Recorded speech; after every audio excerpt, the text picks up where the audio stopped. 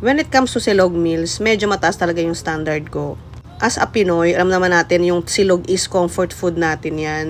And as someone na laking Manila, dami na namin na-try na silog meals sa Manila and alam namin kung saan yung masasarap doon. So for almost 7 years namin dito sa Pampanga, sabi ko kay Ayan, wala pa kami nakakainan dito na tapsihan na talagang babalik-balikan mo. Not until na-try namin tong Ora Ora Tapsilogan dito sa may San Fernando, Pampanga. So ito yung dining area nila, maluwag naman and meron din silang alfresco dining. So dito non-stop talaga yung tao, ang dami lagi. And meron din silang photo booth dito pero which is hindi pa namin na-try yan. Na-try namin dito sa may San Fernando branch last year after namin manood ng Aurora Music Festival. Since naghahanap kami ng makakainan nga. So yung Ora Ora is open siya 24/7. Ito yung mga menu nila. Starting from top silog, yung the usual, meron sa long silog, to silog. Sila yung bang silog, pork chop silog, yung kare-kare. And meron silang a la carte. Ayun na mga may rice. Meron silang salad na siniserve. May mga dessert. So, post nyo na lang para makita yung mga prices nila. Is hindi naman siya ganun kamahal. Mga silog meals sila dito, nagre-range siya ng 150 to 160 lang siya. Meron silang drinks. And masasarap yung mga drinks nila dito. Ito yung branch nila sa may San Fernando, Pampanga. And then meron sila sa Angeles. So, as far as I know, yung Ora Ora is sa Pampanga lang talaga siya meron.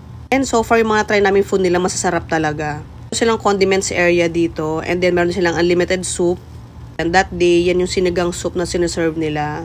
Every silog meals, may kasama na siyang 2 sunny side up egg.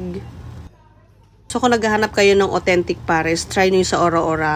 Yun yung in-order ko that time. And then, ito yung top silog, yung kay Alexis. And then, yung kay Miggy naman is yung the usual niya in-order. Ito yung steamed kangkong with bagoong.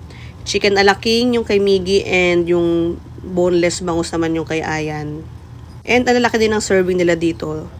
So yung pares nila, kung naghanap kayo ng authentic pares yan, yung medyo sweet, savory, and then sobrang tender nung beef. Ang sarap ng pares nila dito. Nung natikman din ni Ayan tsaka ni Miggy, nagustuhan nila.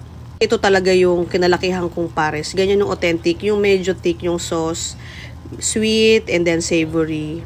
Then yung top silog naman dito, not the usual tapa na dry.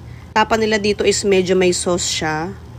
Then pag nandito kayo, try nyo rin yung kare-kare nila. Crispy kare-kare, masarap din yun. Yun yung like ko in-order dati. So sabi ko, try naman namin yung iba. So kaya yan, nag-try si Ayan ng bangus and then tinry ko naman yung pares nila. Masasarap din ng mga drinks nila dito. Ito yung like kong binabalikan. Yan, yung magic water nila kung familiar kayo. And din yung iced tea nila dito, masarap din. Para siyang may halong tanglad.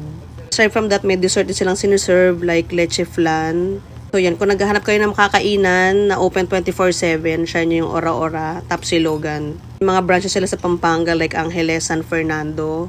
This one, ito yung sa San Fernando, katabi nito is yung Krabs and Crack. Kung gusto nyo hindi ganun karami tao, kumain kayo ng mga midnight or madaling araw. Yun yung the usual na hindi ganun karami. Yun lang, thank you for watching and see you on the next one. Bye!